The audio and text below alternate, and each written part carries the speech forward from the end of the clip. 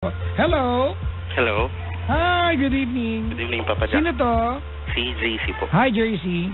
Ilan Hi. taong ka na, Paps? 28. Taga saan ka? San Juan. Saan sa San Juan? Sa may Green Hills po banda. Alalala, malapit ka sa Horseshoe? Hindi po, sa Green Hills po banda. Malayo ka sa Wilson? Malapit. Malapit ka sa Wilson. Apo. Malapit ka sa, ospital. Cardinal Santos. Lagpas po. Lalagpas ka papuntang Ortigas ka sa puntang Santa Mesa. Ano na, sir? Doon na sa may mga kainan. Papa Jack. Okay. Wilson mismo, ganun. Wilson mismo. Okay. Bago ko maliwanag sa ng Cafe Isabel. Apo. Okay. Sige. Hindi yaman mo kasi lalaki ng bahay dyan. Hindi, nag-board lang po. O, hindi ka pala mayaman. Ano ba? Daisy, Apo. ang ginagawa sa buhay? May business lang. Papa Jack. Ooh, mayaman. Hindi. Okay, di ba hipaw? Sakto lang. Sige. Ano negosyo mo, Brad? Pa? Ano negosyo mo? May family business po yung parents ko, tapos yun, na parang kami na nagmamanage Ang magkakapatid. gigit naman ng ganyan. Nakakapagod. Team kayo, di ba? Kit ng ganyan eh. No? Nakakapagod. Bakit? Nakakapagod lang. Kasi parang lahat kami. Oh. Kamagka kami lahat nagtatrabaho. Okay lang may yan. mga kasama. JC, may motto ako. Gusto mo malaman? Po. Hindi bali ng ngarag kaysa naman nga. Po. Diba? Oh. Di bali ng ngarag kaysa naman nga. May ginagawa ka sa wala. Po. Diba? May sawa ka na, Paps? Wala pa po. Nagbabalak pa lang. Talaga? Ako po yung caller nyo before na may girlfriend na nurse. Hindi ko maalala eh. Kung sana pinsan kita, maalala ko. Po. Pinsan ba kita? Hindi po. Hindi ko maalala. Kwento mo na parang first time natin mag-usap, ha? Kasi yung first na tawag ko sa inyo, yung nahuli na ako may ka-text. Tapos yung... Nahuli? Noon. Nahuli ka niya? Mm. Ako magtatago na lang, hindi pa nagawa na maayos. Ayun. Tapos po, Ano nahuli niya? Ano lang naman, text na may ka-textmate ako. Saan mo nakalala ka-textmate mo? Busy ka pala, tayo ka mag-text, hayop ka. Tapos, Matagal na kayo ng girlfriend mo? magpa 5 years na. 5 years na? Apo. Okay. Ayun. Kasi Tapos, po, kailan kanya nahuli? mag 2 years pa lang kami pa dyan. Kasi pa lang siya, nag-work. So, 3 years ago kanya nahuli? Apo. Okay. Tagal na rin, ha? Apo. Ano yung nahuli niya? What exactly, did she, see? Kumain ka na ba? Mga ganun. Saan mo naman nakuha yung ka-textmate mo na yan? Sa TV. Hindi na, tama. Kasi ngayon, di na uso yung ganyan. Ako, Konti di na na lang, uso. Yung mga lounge, di ba? Di na uso. Okay. Di na uso cable. Talaga? Apo. Tapos, yun po. Minute mo yung girl? Hindi. Kasi yung time na yun pa, Jack, yung naging busy na siya sa work, tapos parang di na kami nakakapag-usap, tapos baligtad yung namin kasi nag-duty siya, tapos yun nga, parang naghanap ako ng ibang makaka-text. Yun. Tapos pinagalitan niya ako kasi gina-justify ko yung ginawa ko. Ano ka mo? Pinagalitan niya ako kasi... Hoy, wag kang gumagawa ng kwento, ha? Never kong ginawa yan dito. May recording ako pa, Jack. Di ginawa ko pala one time. Sa'yo lang. Ayan. Saka dumalaw na rin kami dyan magkakapatid before. Mga Talaga? 2012. Oo. Ang daming dumadalo na mayayaman dito, oh my God. Hindi kami mayaman pa, Jack. Basta may kaya kayo. Okay. Birthday ko yun, di na lang kita palabok. Ay, talaga? Kulay green yung buhok ko. Kulay green yung buhok mo? Na parang Heath Ledger Joker. Ay, naalala ko na. Ayun. Ikaw yung medyo may kalakihan. Apo. Tama, di ba? Apo. Yung girlfriend mo, nurse. Apo. Naalala ko na. Matagal ka na dumalaw, di ba? Opo, matagal na. Okay, tapos? Dumalaw ako minsan nung kay Chico kasi di na kita naabutan. Iniwasan kita nun. Yun po. Tapos, sige, game mo. Yun po. Ngayon, nasa abroad na siya, 1 year na. Oh. Nung bago siya umalis, may mga promises na okay, ganito gagawin natin. Tapos, Ano? the whole year, parang ang hirap. Ang hirap ng LDR. Kasi, ayoko siya i-stress. Kasi nga yun yung advice sa akin before. Na yun nga yung sa work niya. Tapos sa trabaho ko din. Kasi parang, hindi ko alam kung paano namin kung paano ma-renew yung relationship namin na, kasi parang konti kibot, nag-aaway kami. Tapos, hindi na lang ako sasagot. Kasi alam ko rin okay. Siya. Ano yung ulit pinag-awayan niyo? So we can talk about this specifically. Nagbalik toys ako. Nagbalik toys ako. Kumbaga nangolekta ulit ako ng toys. Okay. Before kasi. Pag sinabing toy lalaki, no, may toys ako, pag lalaki okay lang, pero pag babae may toys, parang supplier mo. Yun po. Ay, nagbibiroan lang tayo. God bless you. Yun po. Ano mga toys mo? Ano po? Mga Batman. Ha? Mga Batman. Ay, may mga sungay-sungay. Ay, may mga mask. Opo. Hindi, literal mismo si Batman yung kinolek ko ulit. Talaga? Opo. Bakit gusto si Batman? Wala naman siyang power talaga. Hindi kasi nung... Alam mo ba may chismis? Ano po? Ano baka mag-jowa sila ni Robin? Kasi lagi sila magkasama. Actually, 4 na po yung Robin. Yung Robin ngayon, anak na niya ngayon. Fan ako ng Batman, mga kaibigan. Joke ko lang kaya. I'm a big fan ng Batman. Kasama, Friday dati yan, ang bata ko. Every Friday yan, magkasunod yan ng Teenage Mutant Ninja Turtle. Batman, Teenage Mutant Ninja Turtle, tapos Power Ranger. ABS-CBN. Yun po. Kala ko matutuwa siya. Kasi gusto ko siya i-surprise pagdating niya. Ito na yung, parang, nangolekta ako ulit. Kasi before, nung naging girlfriend ko siya, yung, parang pinabalik na po ulit ako mag-comics. Kasi yung ex ko before sa kanya, parang pinatanggal lahat. Tapos yun siya naman, sinuporta niya ako, yun. Kumbaga kung saan ka masaya, okay lang sa kanya. Opo. Tapos yun. Bakit nag-away kayo? Hindi ko alam, pero feeling ko na-stress lang siya, ganun, sa trabaho niya. Yun. Sige lang. Brad, sorry, hindi ko mag-gets. Nag-away kayo, pero feeling mo na-stress lang siya. Anong kinalaman ng toys? Ano yan? Hindi, parang siguro, hindi ko rin mag-gets, pero minsan kasi umapyaw siya na, ano nang plano natin, ganun. Parang, okay. Nag-gets ko na. Nag-gets ko naman din po yun. Kasi parang, pag nag-uusap kami ng plano, parang, ang hirap din i-materialize kasi, ang layo na pa. Tapos, I have a plan na next year, na iingin ko na yung kamay niya. Kasi, tagal na rin namin, 5 years na kami. Tapos, hindi ko alam yung plan niya kung tutuloyin niya pa yung 3 years na kontrata niya. Kasi minimum of 2 years to 5 years. Alright, ganun na. Wait lang. Apo. Hold up. JC? Apo. Ano talaga plano mo? Gusto mo malaman yung plano mo without considering kung anong plano niya. Kasi ikaw lalaki. Ikaw lang nagsabi, di ba? Kanina hindi ko maintindihan, bakit niya pinagtitripan yung mga toys? Wala namang masama. So, kung girlfriend, I'd rather have my boyfriend ang pinagkakaabalan, Batman, kaysa naman Batman siya mismo. Batang manyak at may ibang pinagkakaabalang chicks, diba, no? Okay nang karibal. Kaya lang, nung sinabi mo nasabi niya kanina na, ano yun? Anong plano mo? So, you have to know how to read between the lines pag babae kausap mo.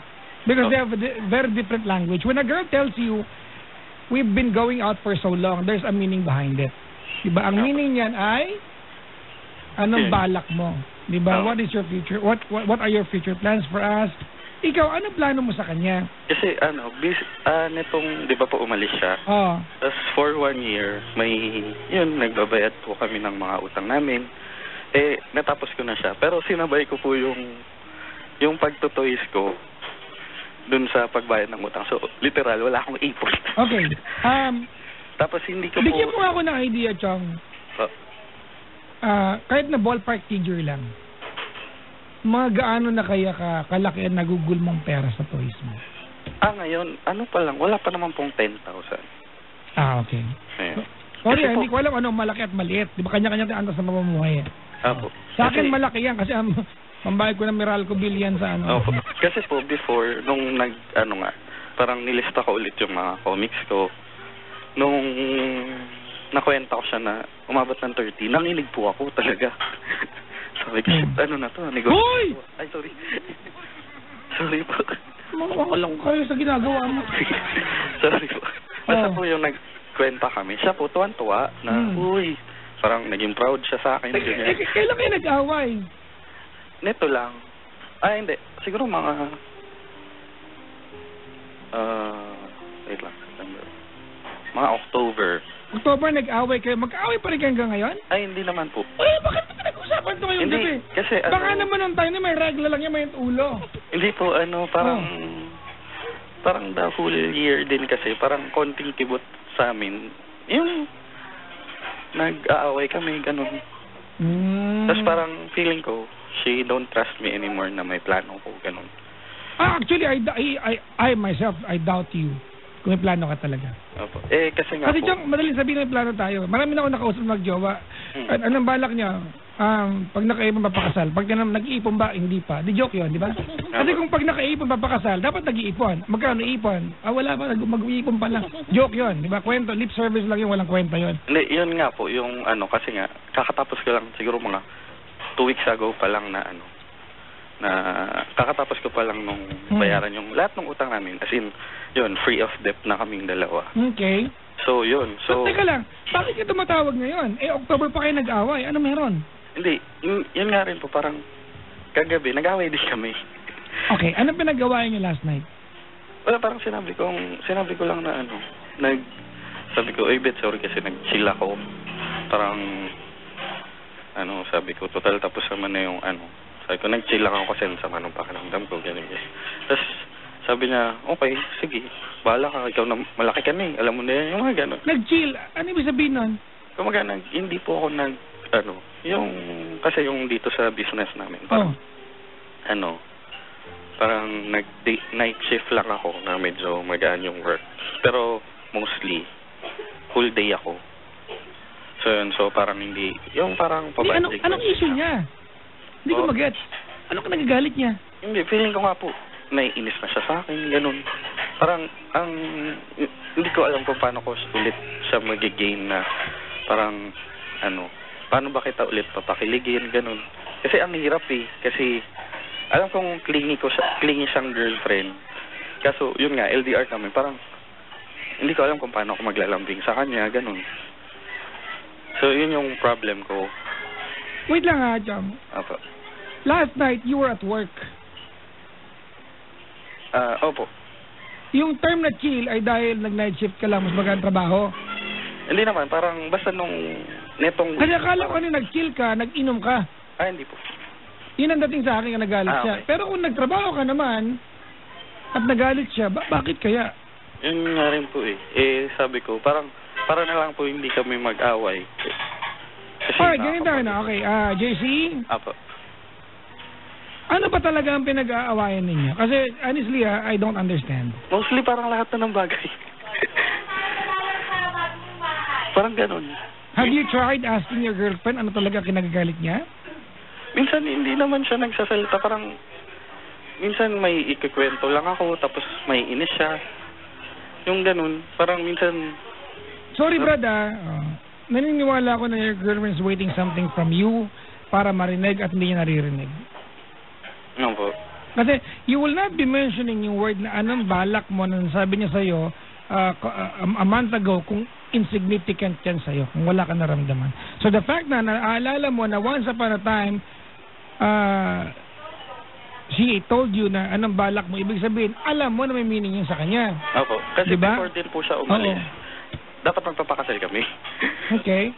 Kaso, hindi pa siya pwede kasi, kailangan pa ng consent ng magulang. Ang balak niya, gusto niya parang, wag muna natin sabihin. Basta, yun.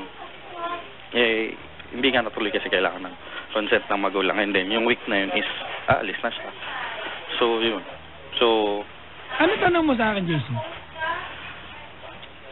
paano kung mababalik ulit yung hindi na kami simpleng bagay, hindi na ulit kami nag-aaway, gano'n. Brad, sorry pero palagi ba ako makakasagot ng tanong mo? Tinatanong ko siya, pero lagi niya ako sinasabihan. Ewan ko. Yung parang, Brad, sinasabi ko naman. You've been together for 5 years. No po. Okay. 5 taon na kayo. Don't tell me hindi mo kilala yung girlfriend mo. Wag mo akong mapaniwalain na hindi mo alam kung kailan siya bad trip, ano kina-bad trip niya, at kung anong di ba? Ano ang paraan para mangumiti siya. Bakit mo sa akin tinatamlagin kami ba? Hindi. Mag-aano kasi, ang hirap din kasi, kilala ko siya, kung magkakaya ko siyang kung magkasama kami. Pero yung parang, pag LDR, parang...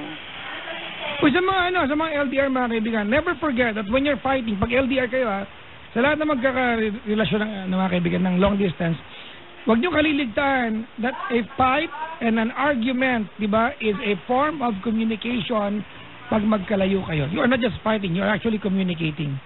No po. Oo. So, depende lang paano ka sumagot. Ganito, JJ, ang hirap mong tulungan kasi you are not telling me exactly ano kinagagalit niya. Hindi ko naman pwedeng hulaan, hindi ko naman jowa yan. Hindi naman nagkita pinsan. Opo. O ano kinagagalit niya? Unless meron siyang inaantay na marinig from you na hindi niya naririnig at nagpapakamanhid ka.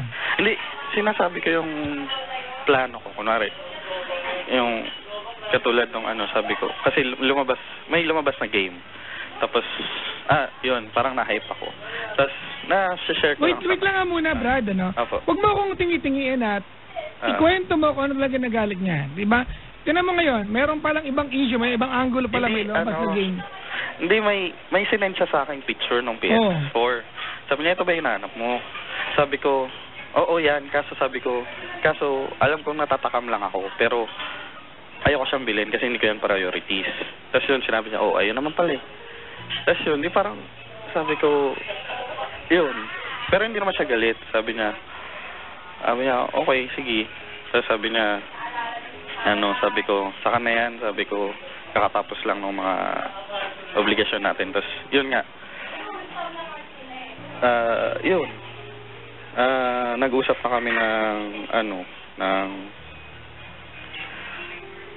ba yung per na yun, ang sabi ko, hindi ko pa priorities yan. Tapos, yun, naputol yun. Tapos yun, nung matutulog na kami, kasi 5 a.m., yun, sabi ko, bet, sorry kasi yun nga, nag-chill lang ako, hindi ako masyado naghapit sa trabaho. Kasi pagod na pagod ako. Tapos yun yung sinabi niya. Pero, may mga instances kasi, parang everyday, nag-aaway kami. Parang, may makikwento lang ako. Tapos yun, minsan, nag-aaway kami kasi, hindi niya ako tinetext. Tapos, pag tumatawag ako, tulog na rin siya. So, yun. Parang sabi ko lang na tatampo ko, okay. Tapos parang yun. Wala siyang pakialam. Parang laging ang init ng ulo na sa akin. Lagi ba yan o lately lang? Simula nung nag-abroad siya. Actually, the whole year kaming ganun. Hindi ka nag-a-adjust pa siya hanggang ngayon? Yun din yung inaano ko, pero... Sorry, brother. I have not tried to be a girl. I don't think it will ever happen. But di ba? I'm sure we will all agree pag sinabi ko na ang babae, they have this weird and creative way of soliciting our attention. Yun nga po. Di ba? And it's your duty as her boyfriend, di ba, to read between the lines. You are calling my show tonight, Chong. And you're telling me na nagagalit siya every now and then. But you cannot tell me exactly kung anong kinagalit niya. Ikaw na boyfriend, hindi mo alam. Paano ako, hindi ko na makilala yan. Parang yung, dati nung kami, lagi ko nang papainit yung ulo niya. Pero kaya ko naman siyang lambingin. Pero yung netong LDR kami, sobrang, ang hirap. Pero, yung minsan nakakainis na parang, gusto ko magalit. Paano ka ba sumagot sa kanya pag nagagalit siya? Hindi na ako sumasagot. Ay, baka lalo nagagalit. Baka lalo nagagalit. Pag magkausap kami, pero pag magka-chat na galit siya, nagsusorry ako, nilalambing ko siya, ganun. Ganito na lang, okay. JC. Opo. Patawarin mo na ako dahil hindi ko kayang hulaan ko anong dapat ipayo sa'yo. Meron na lang akong suggestion para sa'yo. Handa ka na ba? Opo. Oo. keep the faith yun. Ano po? Yun na yan. Faith? Wala ka naman pwede ipayo sa'yo, Brad eh. Nga po. Nag-aaway kayo eh, di ba normal naman ang away sa relasyon? Opo. Diba? Ang hirap lang kasi parang hindi ko na siya malambing. Na, yun, ang layo. Actually, ganito, I don't know what to tell you, but naniniwala ako na there is a magic word that you can tell her, di ba, that it will work. It's always effective. Kung ano yan, hindi ko alam, ikaw nakakaalam nun. She's your girlfriend. Di ba? There is a magic word. Kung sabihin sa akin na hindi mo alam kung ano yun. Kasi ikaw you've been together for 5 years. I'm sure it isn't the first time na nag-away kayo, di ba, na hindi kayo nagkikita. Dati nag-away kayo through text, siguro, phone, at nagagawa makipagbati sa kanya. Pero tama ka nga naman kasi ngayon, magkalayo kayo, wala kayo yung benefit ng yakap, halik, di ba? So, kailangan nyo mag-away sa text. And most of the time, kaibigan nyo misinterpret yung taong kaaway mo. Di ba? Kasi alam mo, pag text, you cannot put a face dun sa text eh. Tapos nagagamit sa pag gumagamit ako ng emoticons, feeling niya nagdadrama ako. So, di alam mo pala ka naggalit ito mong gawin. Hindi kaya nga, hindi ka na gumamit ng emoticons. Hindi ka na siya ginagamit. Tapos, yun. Before kasi, kunwari, pag nag-away kami, pupunta lang ako sa bahay nila, so surprise ko lang siya ng gusto niyang kainin. Bati na kami. Tapos yung ngayon, ang hirap. I really believe there's a magic word. I don't know what that is. Okay po. Ikaw nakakaalam niya. Ano ba itong gamit? Wala ko natutulong sa mundo. Meron naman pa, Jack. Napapatawa mo kami. Wala akong... Hindi ko na siya challenge. Gusto ko mahirap na mga tanong. Nakakaya sa mga mayamang bisita ko dito, na-disappoint sila. Nagpakulay pa naman ng buhok to para dumalaw lang, tapos ganito lang.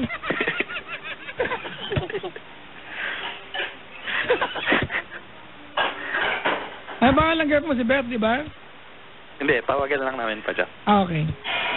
Oy, mga kaibigan, yung mga nakahandabay ngayon habang kausap po ng caller natin, tawag kayo dali. I will get another caller after this. 846-8051, bakanting linya. 846-8051. Kung nakahandabay siya, anong mensahe mo sa kanya? Start na pa, Jack. Kung gusto mo. Hello, Bets. Yun. Alam ko, mahirap trabaho mo dyan. At saka mag-isa ka lang. Yun. Huwag mo naman saluhin lahat.